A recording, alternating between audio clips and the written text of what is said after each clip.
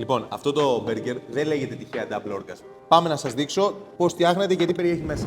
Λοιπόν, παιχταράδες μου, ξεκινάμε για αρχή με 2 φρεσκότατα μπιφτέκια, χειροποίητα και φρεσκότατο κιμά.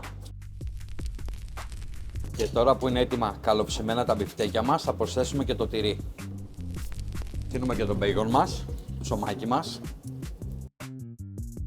Και αφού ψήθηκαν όλα, πάμε να στήσουμε. Ξεκινάμε με βάση με ροζ σος. Μαρούλι, ντομάτα, το μπιφτέκι μας, μπέικον, καραμελωμένα κρεμμύδια, το δεύτερο μπιφτέκι και άλλο μπέικον, ροζ σος και το ψωμάκι μας. Εσύ Χάρη, θα κλείσει όλο αυτό. Θα κλείσει, θα κλείσει. Εσύ ακόμα το σκέφτεσαι, αντέχεις τέτοια διπλή απόλαυση? Μη χάνεις χρόνο, έλα σέσουλα στα κανάλια να το δοκιμάσεις ή παράγγειλε μέσω delivery.